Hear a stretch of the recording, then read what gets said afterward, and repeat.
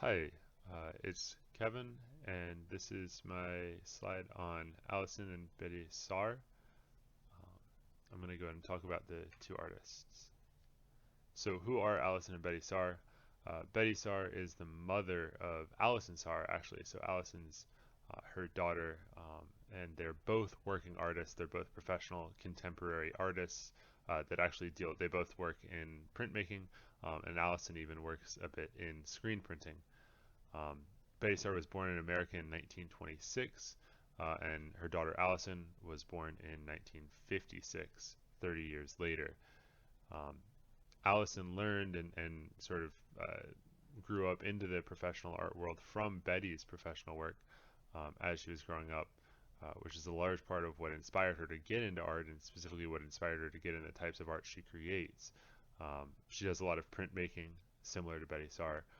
She tackles a lot of similar themes of race and racial identity and culture, and a lot of that she gets from her mother, or at least draws from her mother.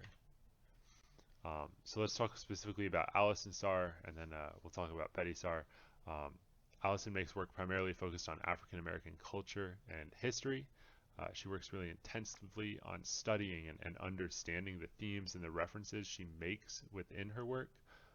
Because her work is so often full of symbolism, as you can see in drawings like the one below, um, she spends a lot of time researching those symbols and the symbolism that she puts into her work in order to have a really packed and loaded piece of imagery. Allison was born in Los Angeles, and her mother Betty was a working artist at the time, a professional artist who encouraged Allison from a young age and fostered her love and appreciation for fine art. Betty Saar is Allison's mother, and she was also born in Los Angeles. She's the mom of Allison Saar. She was part of the Black Arts movements in the 1970s, and she actually didn't start out as a professional artist. She was close to her 40s when she became a professional artist. She worked in a variety of careers before that. Before she was a professional artist, she actually was a social worker, and then from being a social worker, she wanted to get into design. Um, and then from there, she transferred into the fine art world, but it was sort of not a direct path for her. Um, so yeah, both Allison and Betty are able to influence and push one another because they have a close bond and they're very familiar with one another because Allison is Betty's daughter. Um, they both, in their work, and you can see in the previous examples, they tackle complex themes. They talk about race and racial identity, and it's sort of what they're known for. Um, Betty maybe leans more into the racial inequality and racial issues, whereas Allison often leans more into racial symbolism and culture and history, like the African American history and symbols. Um, and so while they do have their differences and they're very unique in their style and their ideas, they do have a lot of similarities, which you could probably say is due to the fact that they have shared so many experiences from uh, Allison growing up with Betty as her mother and them spending so much time together and learning from one another. Um, yeah, so their work is really valuable, in my opinion. Their work's really valuable to contemporary art because it highlights how important it is for artists to collaborate and learn from one another and how they push each other. And they're living examples of that.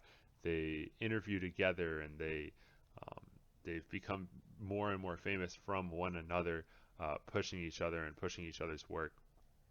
And so I think they're a really good example of why it's important for artists to communicate and work with one another and not even necessarily collaborating on the same projects, but just indirect collaboration, sharing ideas and things like that.